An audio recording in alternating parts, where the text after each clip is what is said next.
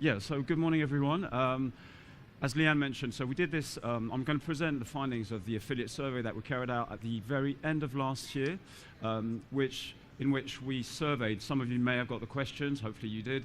We got about 270 responses from affiliates, so a decent sample, we feel, and it's kind of the first time we've done it, and what we hope it's going to do is, one, give you insights into what affiliates think of the market, how they view their activity, the future, the different verticals they work in, and so on. But also, as it's the first one, we're going to use it next year to try and benchmark, some of the key attributes of affiliates' work. So whether it's CPAs, whether it's average amounts generated over the month, on a monthly basis, whether it's prospects for the future, what holds them up, whether it's regulation, legislation, costs, investments, are they looking to become operators, and so on and so forth.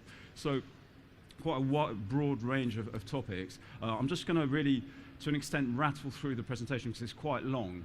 But what I would encourage you to do, as Leanne said, is send in your questions on slido.com. It's hashtag iGaming Super Show, and the affiliate conference is a stream we're on, so just do that. And then, if you've got any questions at the end, we can go through the Q&A. So anyway, let's get started. So, is this right? Okay, that's it. Okay, so methodology. Very quickly, so research conducted at the end of 2016, early January 2017. We provided the sample. 3 reminders were sent via IGB social media channels. We incentive to aid response, and we got 270 completed responses, completed surveys. So executive summary. Verticals, on average, affiliates were active in 3 verticals. Casino and sports betting are the core sectors, and in third, roughly equals bingo and poker. Location, key current targets, Western Europe, UK specifically, unsurprisingly as you can imagine. Revenues, affiliates generate a median income of $12,500 per month. Now, that is really high, and not all affiliates obviously generate that much money on a monthly basis, but there are reasons for that, which I'll go into during the presentation. Other sectors, 46% of affiliates work outside of iGaming, finance, i.e. binary, Forex, CFDs, trading, that kind of stuff, being the key other sector. Affiliate programs. Why do affiliates choose certain programs? Brand strength and reputation, reliability, whether it's tracking, payment, frequency of payments, availability of the affiliate manager, i.e. contact, other key attributes. Marketing strategy, SEO, as ever, I feel like saying, is the most effective way to generate website traffic for affiliates, and then it's social media. Preferences, almost half prefer working with independent affiliate programs as opposed to major networks, better ROI, more communication, transparency, and the ability to cut out the middleman, so to speak. Outlook, broadly affiliates are confident, they're confident about the gambling industry in the next 5 years, and confident but generally confident about online e-commerce and stuff like that. Expansion into new emerging markets and opportunities from mobile tech are the key opportunities that affiliates feel. Regulation and legislation are the most challenging issues. Over 1/3 of affiliates are interested in becoming an operator, which is quite an interesting stat. Key barriers are regulation, investment, startup costs, and existing competition. Overview of the marketplace. So 53% work in Europe. UK, Germany, and Malta are the top 3 work locations in terms of where they're based. 58% are graduates, postgraduates. 83% are men, 17% are women. Average age is 37 years old. So the mean monthly amount generated is $115,000. Now, there is a reason for that, which again I'll explain, and bear in mind the difference between mean and median has to be taken into account. But we'll go into that in a bit. 46% have been working in the iGaming industry for 6 years or more. 2/3 read industry magazines and websites. 80% of affiliates use forums, and on average, 2.5 conferences were attended in 2016. IGB affiliate obviously being the most attended. Overview of business. On average, affiliates target 2 regions, 4 countries. So, you've got all the stats there. Not entirely surprising, Western Europe is the most targeted region, UK is the most targeted country, with Eastern Europe coming in second and North America third, despite North America, i.e. the US, being being largely unregulated. So core verticals, as we mentioned, casino and sports betting, poker and bingo, as you can see, roughly equal third, and lottery coming up in kind of fourth, fifth at 29%.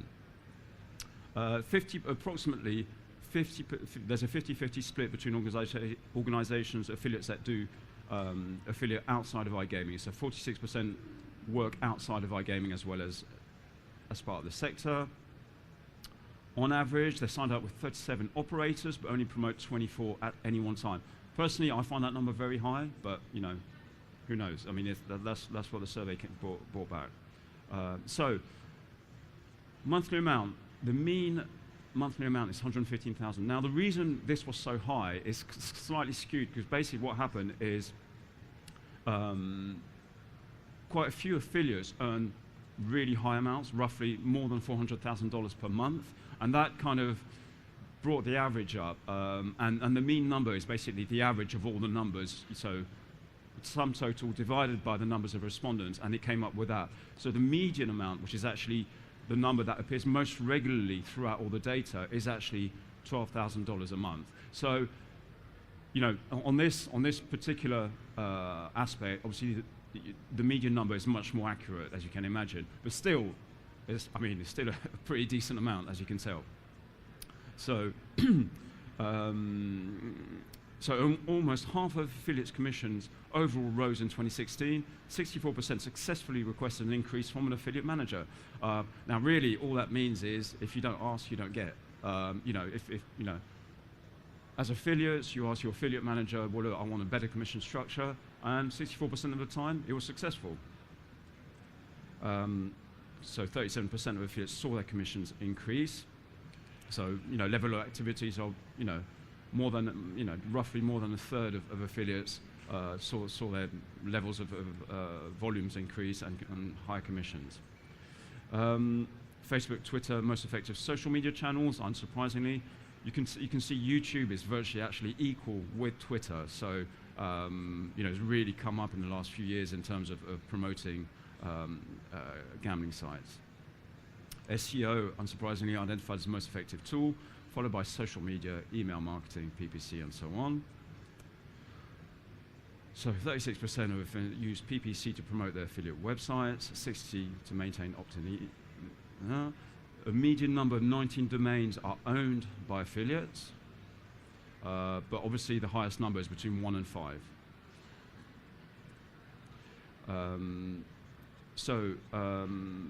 The median, 25% of affiliate commissions is spent on driving traffic to websites, and the median number of depositors per month is 150. Again, you can see the difference between mean number and median. So literally, if you split all the numbers by the number of respondents, you get 559 average monthly depositors per affiliate, which is pretty high, but actually the median number that comes on, so the number that comes up most often is around 150. So 38% of affiliates spend at least half their day working on affiliate marketing activities. Affiliates utilize multiple social media tools to target players. Again, Facebook, Twitter, YouTube, top 3, Google Plus in third. Okay, affiliate programs. So here you can see basically, the factors that influence affiliates on their choice of affiliate programs. Brand strength, interestingly, brand strength and reputation come up top. And actually, if you look at payment terms and frequency, it's actually in fourth. So the strength of a brand, the reputation of the company is actually what, pushes affiliates towards certain programs. In terms of information source that are used, word of mouth, recommendations, again, they work. Search engines come up in second, interestingly, and conferences, i.e. meeting people face-to-face in these kinds of forums.